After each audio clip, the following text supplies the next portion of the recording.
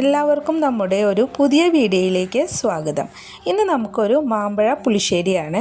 ഇപ്പോൾ മാങ്ങയുടെ സീസണൊക്കെ തുടങ്ങിയല്ലോ, അപ്പോൾ നമുക്ക് വളരെ പെട്ടെന്ന് ഉണ്ടാക്കിയെടുക്കാൻ പറ്റുന്ന ഒരു റെസിപ്പിയാണ്. അതെങ്ങനെ ഉണ്ടാക്കണമെന്ന് നോക്കിയാലോ. അതിന് വേണ്ടിയിട്ട് ആദ്യം 4 മാങ്ങ എടുത്തിട്ടുണ്ട്. അത്യാവശ്യം നല്ല പഴുത്ത മാങ്ങ എടുക്കണം കേട്ടോ. ഇനി ഈ മാങ്ങയുടെ തൊലിയൊക്കെ കളഞ്ഞിട്ട് കുറച്ച് വെള്ളവും അതുപോലെ ശർക്കര ഉരുക്കിയതും കൂടിയും ചേർത്തിട്ട് നമുക്ക് വേവിക്കാൻ വെക്കണം. ലോ ടു മീഡിയം ഫ്ലെയിമിൽ വെച്ചിട്ടാണ് നമ്മളിത് വേവിച്ചെടുക്കുന്നത് കേട്ടോ.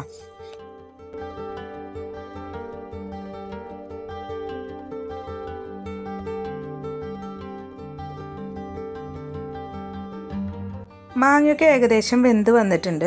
ഇനി നമുക്കിതിലേക്ക് ഒരു അരപ്പ് വേണം. അതിന് വേണ്ടിയിട്ട് ഒരു മിക്സർ ജാർ എടുത്തിട്ട് അതിലേക്ക് കുറച്ച് നാളികേരം, തൈര്, 1/4 ടീസ്പൂൺ മഞ്ഞൾപ്പൊടി, 3/4 ടീസ്പൂൺ മുളക് പൊടി ഇതെല്ലാം കൂടി ചേർത്തിട്ട് നന്നായിട്ട് അരച്ചെടുക്കുക. ഇനി ഈ അരപ്പ് നമ്മൾ വേവിച്ച് വെച്ചിട്ടുള്ള മാങ്ങയിലേക്ക് ചേർക്കണം. എന്നിട്ടൊന്ന് കറി തിളച്ച് വരണം. എന്നിട്ട് നമുക്ക് കറി ഓഫ് ചെയ്യാം കേട്ടോ. അല്ല, ഒരുപാട് നേരം ഇത് തിളപ്പിക്കരുത്, അപ്പോൾ അതിൻ്റെ ടേസ്റ്റ് പോകും. മാങ്ങയിലേക്ക് ഈ തേങ്ങയുടെ അരപ്പ് ചേർക്കുന്നതിൻ്റെ ഒപ്പം തന്നെ ആവശ്യത്തിനുള്ള ഉപ്പും കൂടിയും ചേർക്കണം. ഇപ്പോൾ കറിയൊക്കെ തിളച്ച് വന്നിട്ടുണ്ട്.